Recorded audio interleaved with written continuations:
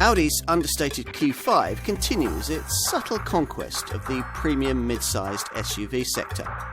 This second-generation model is lighter and more likeable, with a more sensible Quattro system, loads of advanced technology and a beautifully practical interior crafted in Audi's own inimitable style. In short, if you can afford it, you'd like one. So, what is this Q5 like on the move? There's, after all, plenty that's different here. The all-new MLB Evo platform underpinning fresh petrol engines, a revised range of transmissions, and fresh semi-autonomous driving technology. There's also a completely different on-demand Quattro with ultra technology four-wheel drive setup for most models, and if you want it, even an optional air suspension system that does wonders for this car's off-road ability. Even ordinary models now get an extra off-road setting in the standard Drive Select vehicle dynamic system that improves their off-piste prowess. In short, don't be deceived by the mildly evolved looks into believing that things will be much the same as before.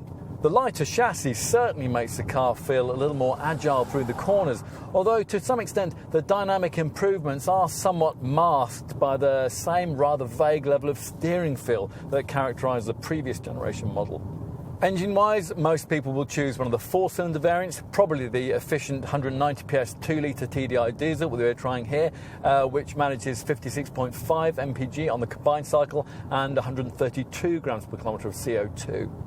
It transmits torque to the tarmac via a standard 7-speed S-tronic auto gearbox that's mated to that on-demand Quattro Ultra four-wheel drive setup, as does the alternative four-cylinder model, 252 PS 2-litre TFSI petrol variant.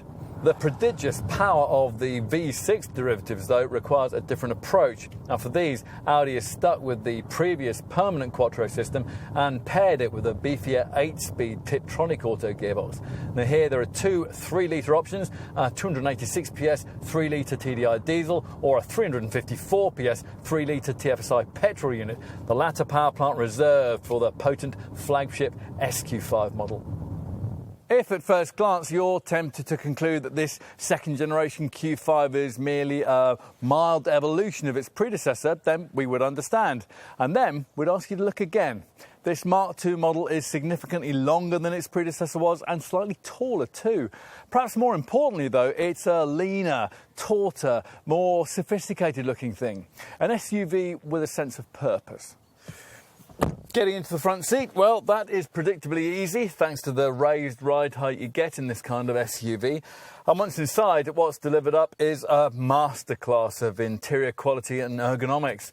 The cabin's larger too. Audi claims this Q5 to be class-leading in terms of shoulder width and elbow room, and you'll absolutely feel that, especially if you come to this car familiar with its predecessor. Anything you can't see through the steering wheel will almost certainly be covered by the slimline MMI infotainment display that, well, dominates the top of the dashboard. As standard though, it comes in 7-inch size like this one with a matte black frame and includes useful Audi smartphone interface with Apple CarPlay and Android Auto smartphone connectivity.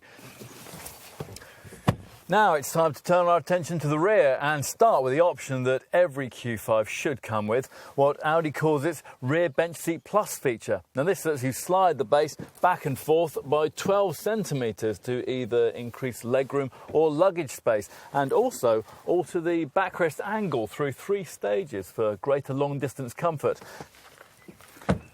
Now let's take a look at the boot. Now, thanks to this second generation model's 34mm of extra body length, it's been possible to increase carriage capacity by 10 litres this time around, so a 550 litre space is now on offer.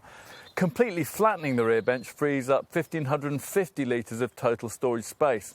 The Q5 has always been a top seller on merit, and nothing's changed. It isn't a car for extremes, but if you're looking for a contender in this segment, it's extremely difficult to ignore.